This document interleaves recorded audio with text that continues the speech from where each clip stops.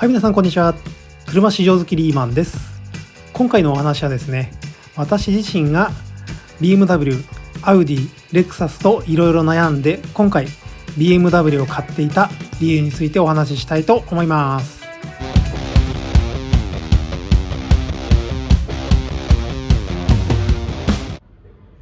はい、皆さんこんにちは。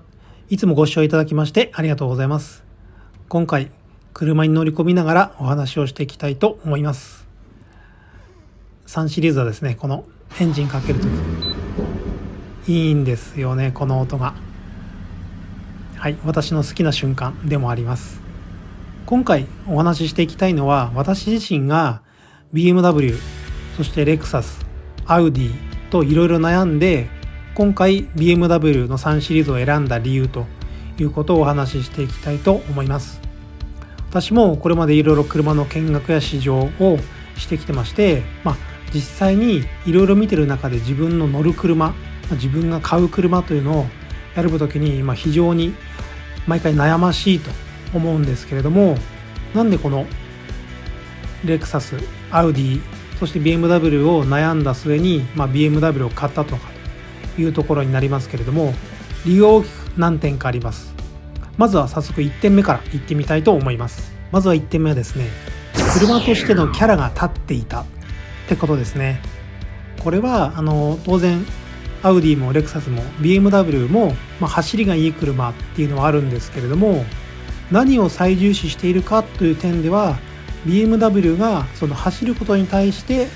いろいろ作り込みですとかセッティングとか、そして運転した時にフィーリングという意味で、キャラが立っていたなというのがあります。他の動画でもお伝えしていますけれども、この3社、他にもメルセデスなどもありますけれども、有力な、メーカーとしては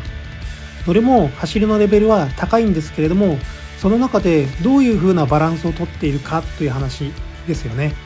それで言うとですね、レクサスやアウディの方は、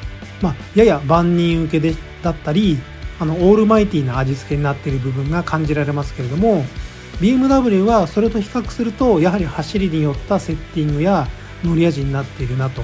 いうのは私は感じられました。そして今回車を選んだ中で、前の車はアウディでしたけれども、じゃあちょっと走りに寄せた車に乗ってみたらどうなのかなということで、見学試乗を繰り返した結果ですね、やっぱり走ってて楽しそうだなと、カーブ曲がった時に気持ちよかったな、カーブに曲がる時に入って、そしてカーブを出ていく時に踏んで加速した時の運転の感覚ですね。ここら辺はやっぱり BMW の、どの車種でも他のメーカーと比べて特徴ありますし、この3シリーズは、スポーツセダンということで、それは際立って作り込まれているなというのを感じられたので、それにしたということですね。またこの BMW に乗ってから改めてレクサスやアウディを買いたいなと思って乗った時には、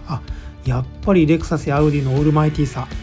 特にレクサスは高級感があって乗り味がいい、そしてアウディはオールマイティで走破性が高いとか、そういったところを改めて感じて、この2つのメーカーにも、魅力を改めて再認識できるなと思いながら、今は BMW の、走りの気持ちよさを味わっているといったところですね。ここら辺については皆さんもいろいろなご意見持っているんじゃないかと思いますので、よろしければコメントなどで教えてください。そして2つ目の、買った理由ですね。これはですね、ネガティブなことではないんですけれども、レクサスやアウディと、BMW の、作り方の違いというか、メーカーでの位置づけの違いというのがあるかなと思います。それはですね、レクサスにはトヨタがあって、アウディにはフォルクスワーゲンがある。BMW は BMW なので、そういった違いですね。それはメリットとデメリットがあると思っていて、例えばレクサスにおけるトヨタだったり、アウディにおけるフォルクスワーゲンみたいな立ち位置のブランドがあるとすると、その同じ、トヨタで例えると、トヨタという大きな会社の中のラグジュアリーラインとしてレクサスがありますよね。なので、ヒエラルキーというか、階級がしっかり分けられているっていうのがある一方で、効率よく部品の共通化であったりシャシーの共用がされた上で、セッティングや作り込みの違いでトヨタ車とレクサスを作り分けているといったのがあると思います。アウディとフォルクスワーゲンにも同じようなことが言えて、メリットとしてはやはり共通部品になるので、例えばコストだったり部品の供給性だったり、例えば故障ですとか安定度とかそういったので有利な点があるんじゃないかなと思える一方で、こだわった車を買ったけれどもやはりノーマルラインと、ラグジュアリーラインということで同じメーカーの中ですけれども、一部元は同じシャシーだよね。ただセッティングとか作り込みが違うで味付けが加わっているという感じでどういうふうに考えるかですね。そういった点で言うとですね、 BMW は BMW として車が作られてセッティングされて仕上げられて、そして BMW の中のスポーツセダンであれば3シリーズとして世の中に出されているといったことで、少し孤高の存在というとですねちょっと言い過ぎですね。ポルシェほどではないんですけれどもそういった意味で、スポーティーな車としてのメーカーの立ち位置が、確立されているかなと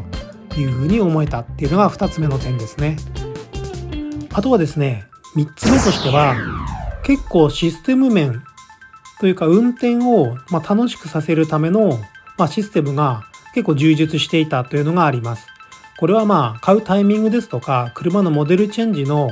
感覚によるところだと思いますけれども、私がこの BMW の3シリーズの G20 型を買った時にはですね、ちょうどモデルチェンジしたばっかりで、最新の運転支援システムとかインテリアの方もバージョンアップされた状態でした。で、運転一辺倒なのかなと思ったメーカーだったんですけれども、意外とですね運転してみると、例えば今画面に出ていますように高速道路での60キロ以下での、ハンズフリーの、自動追尾運転、ハンドル支援も含めたものだったり、インフォメーションシステムなども非常に見やすくてですね、運転に集中できるというか、もちろん自分が運転するときは運転しますし、車に運転を預けたいときにも預けられるといったところで、走りだけじゃなくて結構先進性も高いんだなというふうに改めて感じられた点が良かったと思います。これはですね、買うタイミングによるのかなと思いますので、レクサスやアウディも最新モデルに、フルモデルチェンジされれば変わるかなと思いますね。それが私の買った理由の3つ目でした。はい、じゃあ4つ目どんどんいきましょうか。4つ目の買った理由はですね、ブレーキが効くぞということですね。これ何言ってんのってなるかもしれないんですけど、BMW に乗って他の車にも乗り比べたことがある方ならわかると思うんですが、ブレーキよく効きますよね、 BMW の車は。でこれ何が私の中で惹かれたかというとですね、乗り比べた時に同じような他の車の感覚でブレーキ踏むと BMW の車ってかなりしっかり止まりますよね。同じフィーリングで踏むと結構前で止まるというか、そのぐらい違うかなと思います。でこれはですね、乗った時には少し戸惑うんですけれども、すぐに慣れますので、慣れていくとですね、走る、で曲がる、そしてきちんと止まるっていう車の基本的なことがすごいしっかりしていて、逆に安心できますし、ちゃんとそういう風なセッティングになっているんだなということで、一車好きとしては惹かれたっていうのがありますよね。そして今回買った理由の5つ目、これ最後になりますね。5つ目としてはですね、やはり車好きとして BMW に一応たどり着いたというのがあるかなと思います。私も車乗り始めて、スバルのレガシーツーリングワゴンから乗り始めたんですけれども、それが非常に良くてですね、すごい車好きになったんですね。そこからいろんな車乗って、スバル、トヨタ、アウディで今 BMW という感じになってますけれども、スバルやアウディ、そしてトヨタに乗ってて、それで育ててきてもらったというか、